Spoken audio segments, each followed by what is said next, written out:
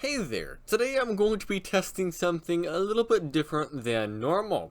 So I ordered a LGA 1366 motherboard, it arrived and it arrived extremely damaged, so I sent it back and got another one, which luckily arrived not in the shape of a taco, although I wouldn't mind a taco right now, that sounds good.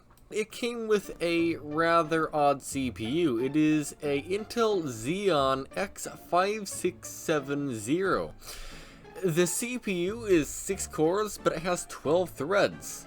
On eBay, these sell for $6. Yes, you can get a 6-core, 12-thread CPU for $6. Today I'm going to see how it performs in 21 different games. The CPU has a turbo of 3.3 GHz and it has a base clock speed of 2.9 GHz. If I have the motherboard set to use the turbo, it almost immediately crashes, so instead I manually set the clock speed base frequency to 3.2 GHz. I can't set it any higher than that, only 3.2 instead of 3.3. So it is slightly slower than if it were to always be running at the turbo speed, but it does give a pretty good idea of how this CPU performs. Also, remember when I made the videos on the 6-core AMD Phenom? I said it was the first ever 6-core CPU. I am wrong. This is one of, if not the oldest. The reason why is this was released in March of 2010. The Phenom was released in April of 2010.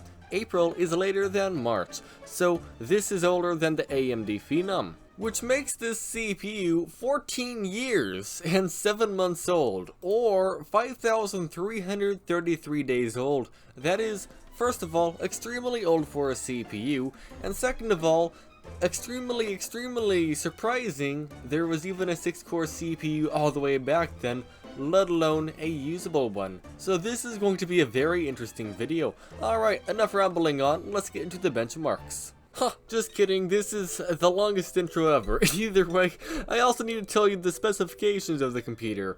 I am pairing this Intel Xeon with 16GB of DDR3 RAM running at 1600 MHz, although Task Manager says 800 for some reason. I am also pairing it with a SSD for the boot drive and the game drive, and I am pairing it with a Nvidia RTX 3060 using the latest Nvidia drivers. Alright, for real this time, let's jump into the benchmarks. Starting off, I am testing Apex Legends at 1080p on the low settings, and Apex Legends actually surprised me quite a bit. The CPU is sitting between 60 to 70, sometimes 80% usage, which means the game is using more than one or two of the threads, which is good. It's taking advantage of all of these 12 threads, which is awesome, and we are getting 120. Yes, 120 frames per second on average with a 1% low of 64. That is amazing. Oh, I said 64. No, I mean 84. Yes, it is a 60 plus FPS experience at all times. Well above 60. 80 plus FPS. That is awesome. Battlebit Remastered, I went with the 127 versus 127 players, which is around 256 players, and I was on the ultra settings, and the game was running not as good as I expected it to run, but it definitely isn't running bad at all. It's getting 110 frames per second on average with a 1% low of 78, although it did actually have some noticeable stutters at times, but that's still not a bad experience at all. And of course, if you go for a smaller amount of players match, like 64 versus 64, 32 versus 32, the frame rate should be quite a bit higher. BeamNG Drive on my custom high settings that I like was running pretty nicely in West Coast USA. It was getting around 64 frames per second on average on the loop around the entire West Coast USA map, although in the city it did drop a little bit lower. It was hovering around 45 to 48 frames per second, but the average 1% low came out to only 43, so overall it is a 30 plus frame per second experience at all times. The CPU usage was quite low in the game, only 1 or 2 threads were being maxed out, the rest of them weren't, so if this game used more of the threads, I'm sure it would be running quite a bit better. BioShock Infinite, I was playing at the ultra settings and it was running worse than expected. Well, the average was what I expected roughly. It was getting about 168 frames per second on average, which is absurdly good, especially for how the game looks. But when you load in a new area in the game, there is a lag spike for some reason, which did significantly impact the 1% lows, which got them down to 51.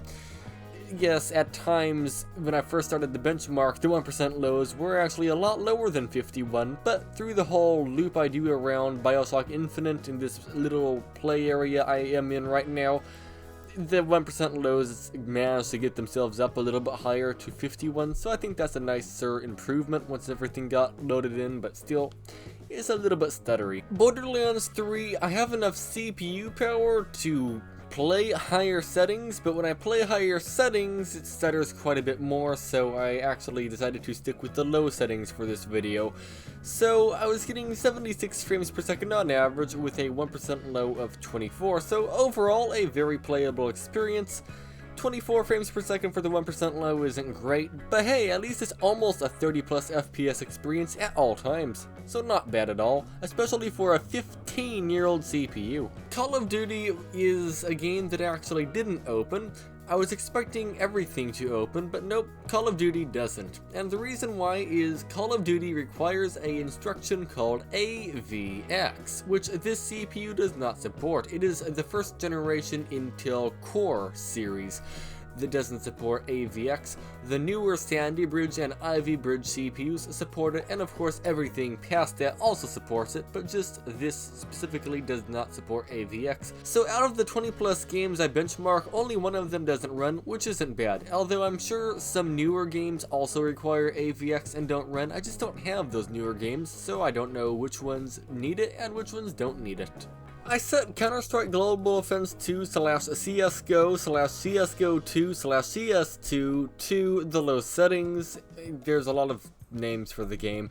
Either way, I had it on the low settings, but the low settings automatically turns on FSR, which I do not want, so I turned off FSR so I have a clearer image quality. At the low settings, the game was getting 105 frames per second on average with a 1% low of 51, so extremely playable.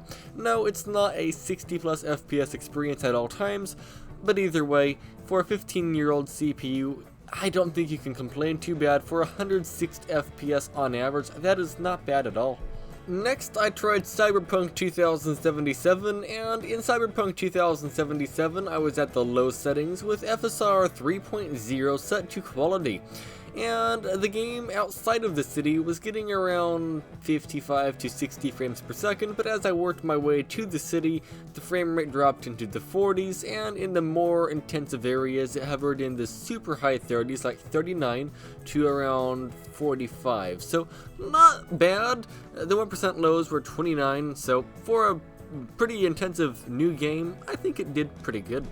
But with FSR 3, there's also an option for frame generation. It sounds fancy, so I tried it, and it nearly doubled the frame rate, and it felt good. Usually when I test frame generation, it doesn't feel good at all, but in this specific situation, it felt quite smooth, and the frame rate on average was 105. Yes, 105 frames per second in Cyberpunk 2077 on a 15-year-old CPU. That is quite bonkers, and the 1% lows were 46. How I get the overlay for the FPS on screen, by the way, is from a program called MSI Afterburner, and MSI Afterburner comes bundled alongside with a program called Rivia Tuner. They're both free, by the way. Either way, Rivia Tuner allows me to set a FPS cap in any application I want. So I set the application frame rate to 60 frames per second, and it basically locked Cyberpunk at 60 frames per second almost entirely. The 1% low was 60 frames per second. So if you're using frame generation, I do recommend trying out the Rivia Tuner FPS cap. It does do a lot better job than most of the game's frame rate caps that are built in. One side note, for some reason Cyberpunk doesn't allow you to set a frame rate cap inside the settings when you have frame generation enabled. Destiny 2, I can't use my normal MSI Afterburner overlay, so instead I had to rely on the game's little tiny itty bitty FPS number on the top right of the screen that you can barely read even if you're looking at this through a 1080p YouTube video. Yeah, good luck with that.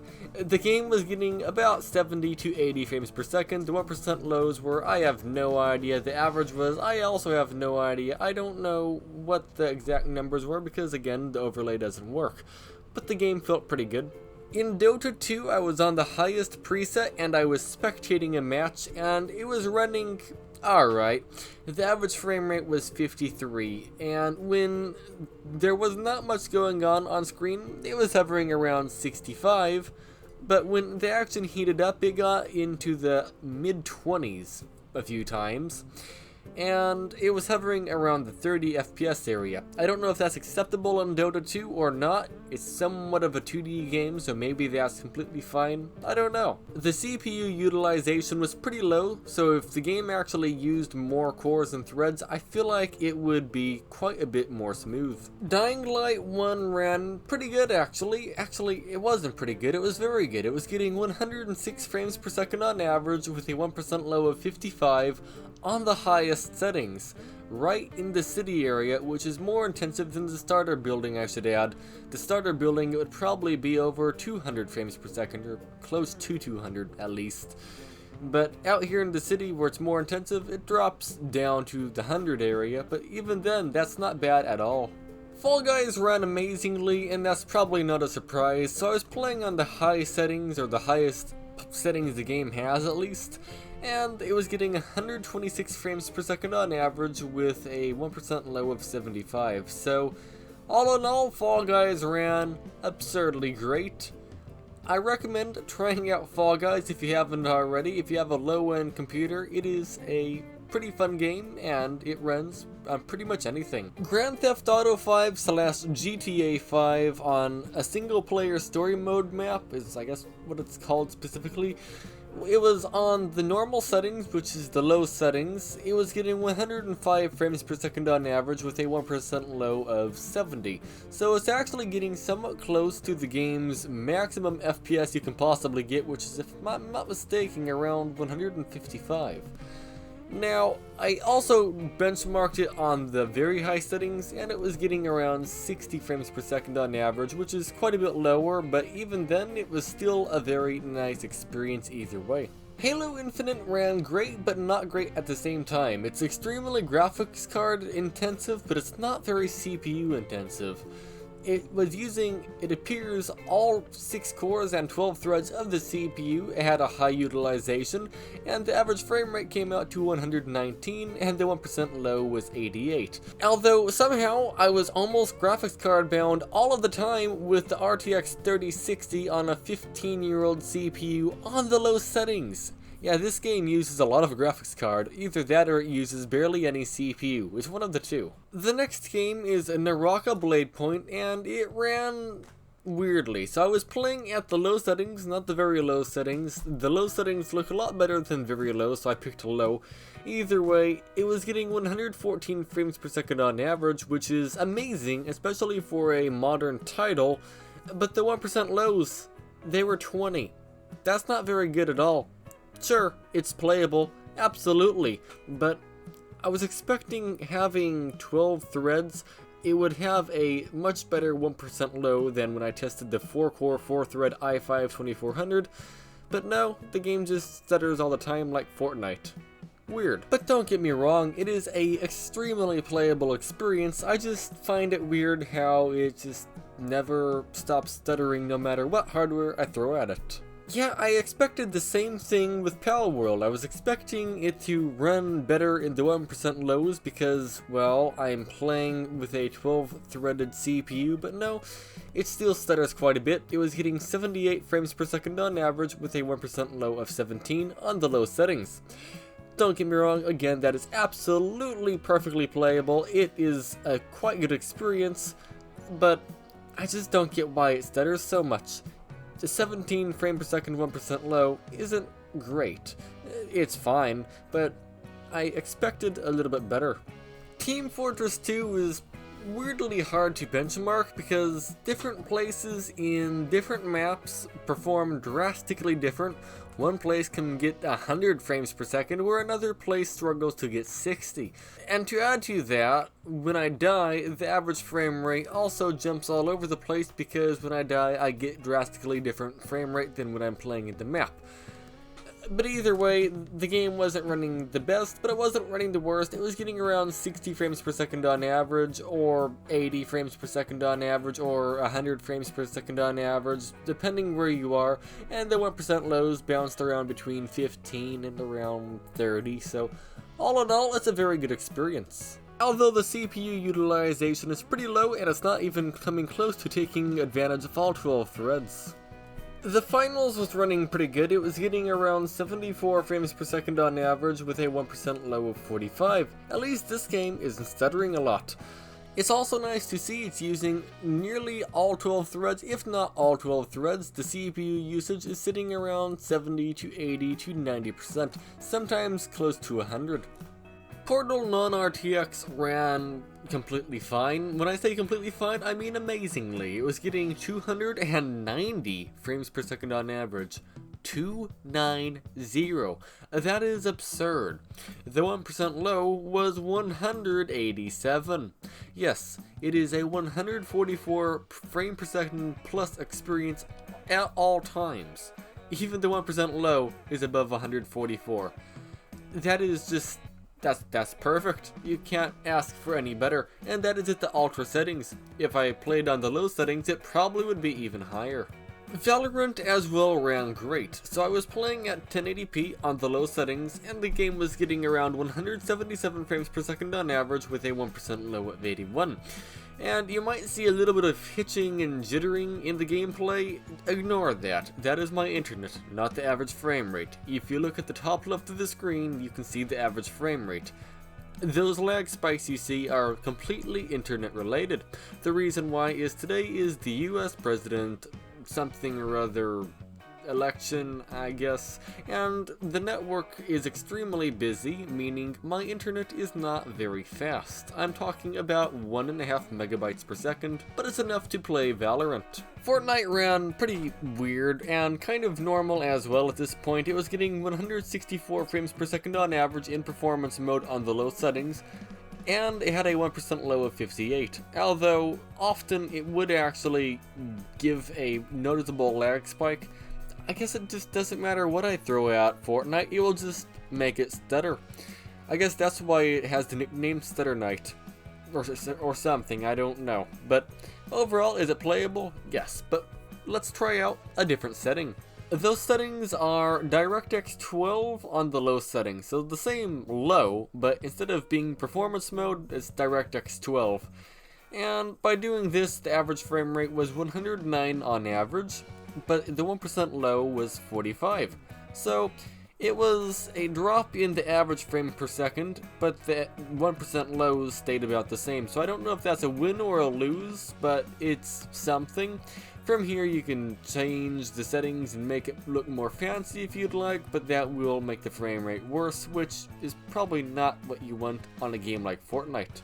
In Cinebench R23, the Xeon X5670 at 3.2 GHz got 513 points for the single core test and 3,770 points for the multi-core test. And my similar performing i7-3770, which is 2 generations newer, got 754 points for the single core test and 3,729 points for the multi-core test. I had to add the i7-3770 because, well, it says 3770 in the name, and the Xeon produced 3770 for a score, so I thought that was a neat thing to add. Here is the score the Intel Xeon got on the Steel Nomad 3D Mark benchmark. I also tested TimeSpy, and these are the scores I got from TimeSpy. Also, I have edited this entire video on the Intel Xeon, and no surprise, it's running the video editing software just fine. I use Movavi Video Suite 2024. And to be fair, I'm able to edit just fine on a single core Celeron, so yeah, it's no surprise a 6-core 12-thread Xeon is able to handle the video editing software with very little issue. Either way, do I recommend you to go out and buy a LGA 1366 motherboard and get a 6-core Intel Xeon as a daily CPU in 2024, almost 2025? No, not really. I recommend getting something more modern, at least LGA 1155. The reason why is it has more instructions on that socket, and also LGA 1155 motherboards tend to be on the cheaper end. So not only are they similar performance, but you get more instructions to run more modern programs, as well as it's in most cases cheaper to get a motherboard. Either way, there's going to be a lot more videos coming on this motherboard I got. I'll be testing out different CPUs, as well as testing out this CPU more in depth in a lot of different games. Either way, if this video was informative or you just enjoyed it, make sure to leave a like. If you'd like to see more videos, I highly recommend subscribing. But then again, every YouTube channel owner would recommend subscribing, but hey, you should do it anyway. Either way, thank you very much for watching this video, everyone, and I will see you again next time.